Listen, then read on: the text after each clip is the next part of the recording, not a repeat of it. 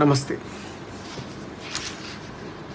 Last time నేను పెట్టిన video చాలా వైరల్ అవ్వటంతో అందరూ చాలా క్వశ్చన్స్ అడుగుతున్నారు. దాని తర్వాత అంబటి రాంబాబు గారు ఒక ప్రెస్ మీట్ పెట్టి మరీ చాలా బాగా చెప్పారు. 2 నిమిషాలు మా మామ ఇంత మంచి అయినా అని నేనే నమ్మేశాను. దాంతో ఇసు అంత మంచితనం కూడా ఉంటే బాగుండేది. బట్ ఆయన ఏం మాట్లాడారంటే 4 సంవత్సరాల నుంచి తన మనవడు మనవరాలు ఆయన దగ్గరే ఉంటున్నారని, వాళ్ళని ఆర్థికంగా ఈయనే జాగ్రత్తగా చూసుకుంటున్నారని, అల్లుడైన నేను ఎటువంటి ఆర్థిక సహాయం చేయట్లేదని, ఇవన్నీ చేయటం వల్ల దుర్మార్గుడిని అయితే గీతే నేనే అవుతాను తప్ప ఆయన కాడని మంచి వాగ్దాటిలో చెప్పారు. ఏదైనా దాన్ని ఒప్పుకోవాలి, ఆ స్కిల్ని ఒప్పుకోవాలి. ప్లస్ నా వెనకాల మోడీ గారు, పవన్ కళ్యాణ్ గారు, చంద్రబాబు నాయుడు గారు ఉండి చేయిస్తున్నారని చెప్పారు. ఇప్పుడు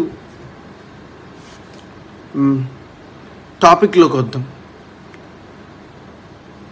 ఇది నేను మీకు 2023 మార్చ్ 3 పంపించిన వీడియో చూడండి.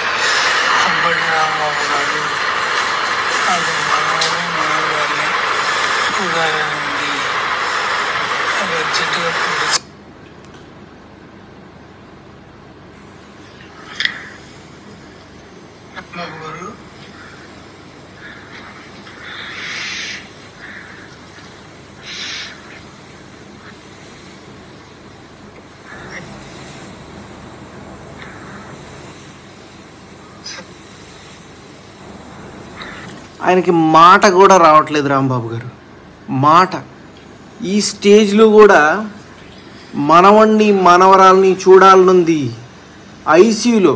ఇవన్నీ నేను మీకు ఎన్ని వీడియోస్ ఎన్ని మెసేజెస్ పెట్టాను. I'm ready to do anything. నాకు నా తండ్రి ఆఖరి క్షణాల్లో ఉన్నారు. మార్చ్ 22 నా తండ్రి మరణించినప్పుడు తన మనవణ్ణి మనవరాల్ని చూసుకోలేదని ఒక తాత తన గుండెల మీద ఎత్తుకొని పెంచిన మనవణ్ణి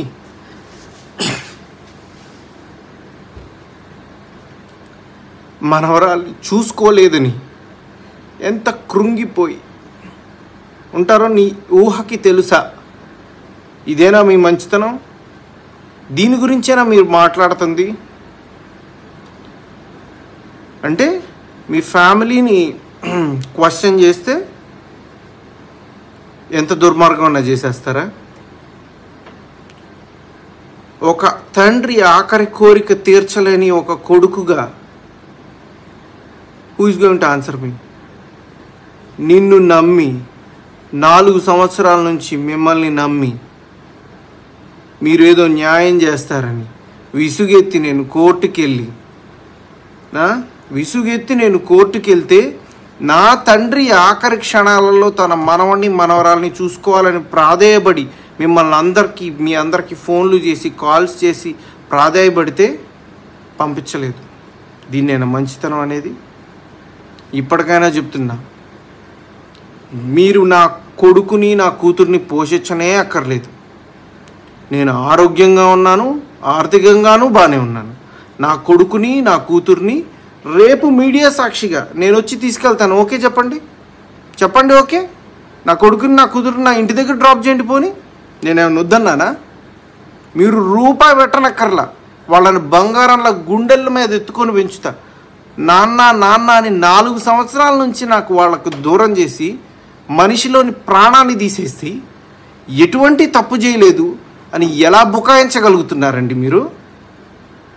కనీసం కొంచెం అన్న ఇసువంతన్న ఆత్మసాక్షి ఉందా మీకు? మీరే ఆలోచించుకోండి.